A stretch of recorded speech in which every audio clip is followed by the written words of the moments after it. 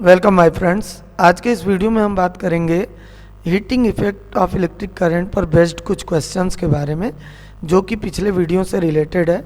जिन लोगों ने पिछला वीडियो देखा होगा वो लोग ज़रूर इन क्वेश्चंस का आंसर दे पाएंगे। I am waiting for your response in comment box.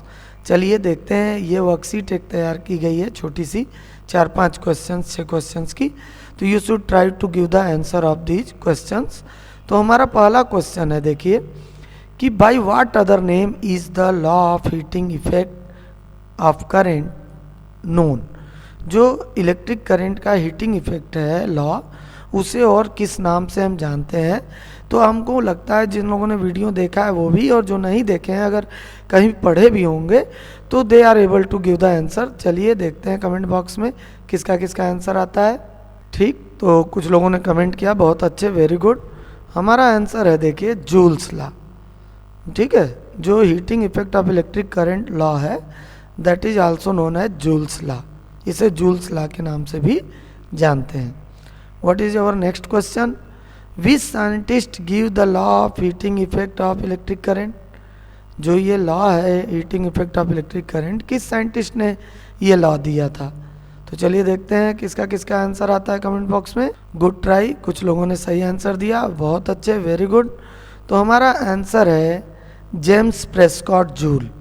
ये एक मैथमेटिशियन साइंटिस्ट थे जो है जिनका नाम जेम्स प्रेस्कॉट जूल था, और इन्होंने ही जो heating effect of electric current को कई प्रैक्टिकल्स करने के बाद एक नियम बनाया, और इसी नियम को हम लोग जूल्स लॉ के नाम से भी जानते हैं। तो आई होप कि आपको अच्छा लग रहा होगा, समझ में आ रहा होगा। वीडियो में आपने सीखा ही है ऑलरेडी, आप कमेंट करके आंसर दे ही रहे। चलिए नेक्स्ट क्वेश्चन देखते हैं। Which metal is used in electric bulb as filament and why. किस मेटल का फिलामेंट इलेक्ट्रिक बल्ब में यूज किया जाता है और क्यों? तो पहले ये बल्ब यूज होते थे जनरली, अब कम यूज होते हैं।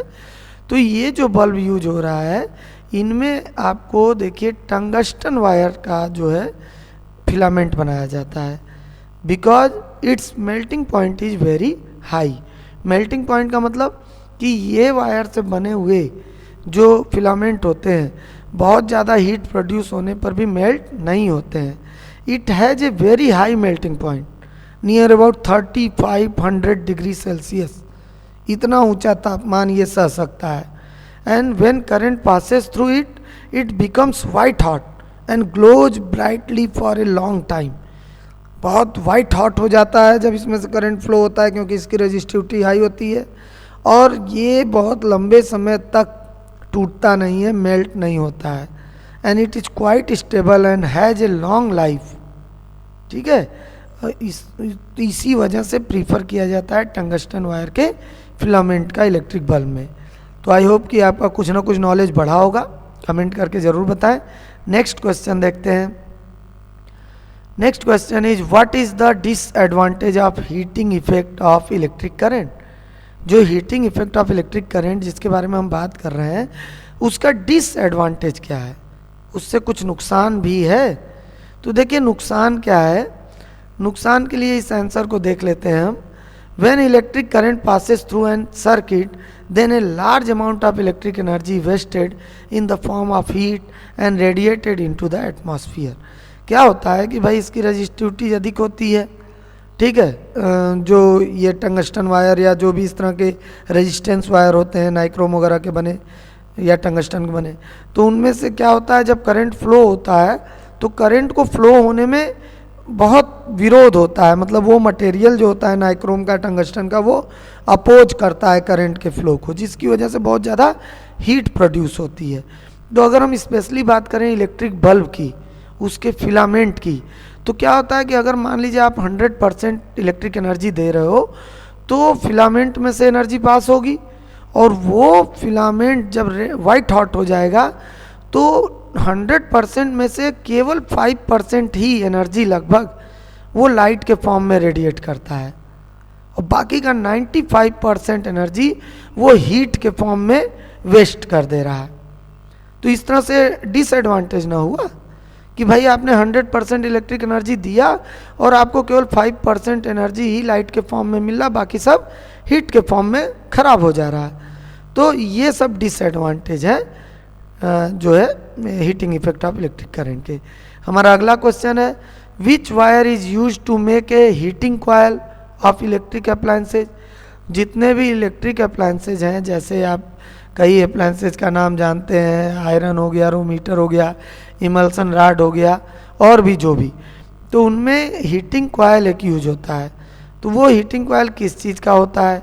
तो और भी मटेरियल्स हैं, वायर्स हैं, लेकिन नाइक्रोम का, जो कि एक एलॉय है निकेल और क्रोमियम का, तो इनको मिलाकर नाइक्रोम वायर बनाया जाता है। इसकी रेजिस्टिविटी हाई होती है। ठीक है, क्या होता है? It has a high melting point, इसका मेल्टिंग पॉइंट हाई होता है, and it has a high resistivity and it can remain red hot for a long time without getting oxidize or burning out. ये खासियत होती है nichrome wire की। ठीक है, तो जो हीटिंग कॉयल होता है इन अप्लायंसेज में, वो नाइक्रोम वायर का बनाया जाता है।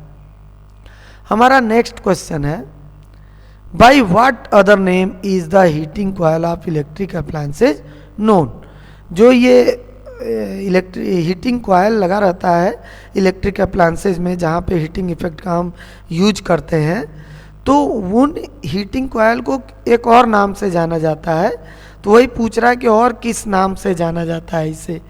ठीक है, तो इससे भाई देखिए क्या होता है, हीटिंग कॉयल है, तो हीटिंग कॉयल को क्या कहते हैं? एलिमेंट के नाम से भी जानते हैं। आप देखिए इसका answer, heating coil of electric appliances are also known as its element. ठीक है, इट्स एलिमेंट के रूप में एक तरह से जाना जाता है। All these appliances contain a heating coil usually made up of nichrome wire known as its element. उन्हें एलिमेंट के नाम से भी जाना जाता है। उम्मीद करता हूं कि आपको इस वीडियो में आपके सारे क्वेश्चंस का आंसर मिल गया होगा, specially related to heating effect of the electric current. तो कमेंट करके ज़रूर बताएं वीडियो आपको कैसा लगा। Thank you for watching the video.